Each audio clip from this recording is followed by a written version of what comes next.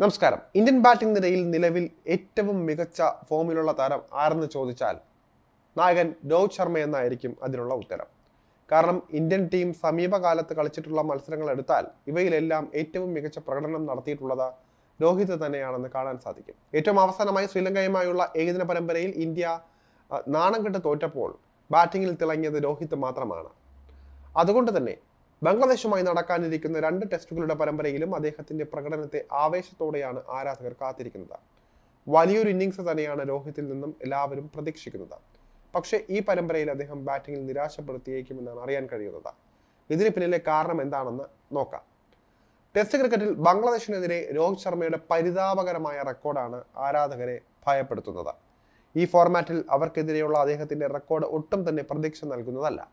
2015 മുതൽ 19 വരെയുള്ള കാലയളവിൽ ബംഗ്ലാദേശുമായി 3 ടെസ്റ്റുകളിലാണ് രോഹിത് കളിച്ചത്.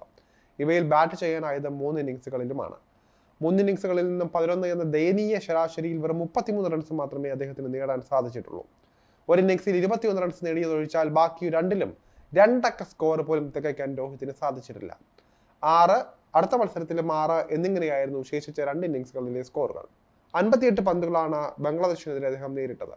56.89 സ്ട്രൈക്ക് റേറ്റോടെ 4 ഫോറുകളും നേടി.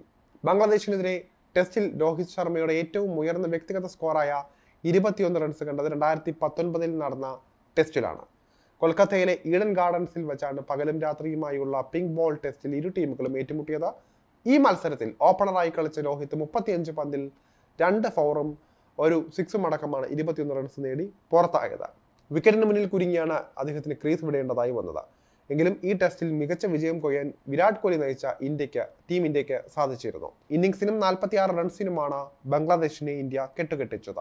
ബംഗ്ലാദേശുമായി രോഹിത് ശർമ്മ ആദ്യമായി ടെസ്റ്റിൽ കളിച്ചത് 2015 ജൂണിൽ ബംഗ്ലാദേശിലെ ഫതുള്ളയിൽ നടന്ന ടെസ്റ്റിൽ ഇന്ത്യൻ പ്ലേയിങ് 11-ൽ അദ്ദേഹവും ഉണ്ടായിരുന്നു. അന്ന് മധ്യനിര ബാറ്ററായാണ് രോഹിത് കളിച്ചുകൊണ്ടിരുന്നത്. 9 പന്തിൽ 6 റൺസ് മാത്രമെടുത്ത് അദ്ദേഹം ബൗൾഡ് ആവുകയായിരുന്നു. ഈ മത്സരം പക്ഷേ സമനിലയിലായിരുന്നു കലാശിച്ചത്. ഇതിനുശേഷം 2019 തുടക്കത്തിൽ ഇൻഡോറിൽ വെച്ചാണ് ബംഗ്ലാദേശുമായി രോഹിത് തന്റെ 2ാം ടെസ്റ്റിൽ കളിച്ചത്. 14 പന്തിൽ 6 റൺസ് മാത്രമെടുത്ത് വിക്കറ്റ് നഷ്ടപ്പെടുത്തുകയും ചെയ്തു. രോഹിത്തിന്റെ ഈ ഒരു ഫ്ലോപ്പ് ഷോ ടീമിനെ കാര്യമായി അതിലും ബാധിച്ചില്ല. ഇന്നിംഗ്സിനും 130 റൺസിനുമാണ് ബംഗ്ലാ ടീമിനെ ഇന്ത്യ തോൽപ്പിച്ചത്. ഇനി വരാൻ പോകുന്നത് നേരത്തെ സൂചിപ്പിച്ചതുപോലെ നിർണായകമായ ടെസ്റ്റ് പരമ്പരയാണ് ബംഗ്ലാദേശിനെതിരെ. ഇവിടെ രോഹിത്തിന് അടി പതറുമോ അതോ ചരിത്രം തിരുത്തി കുറിക്കുമോ എന്നൊക്കെയാണ് കാത്തിരുന്ന് കാണേണ്ടത്.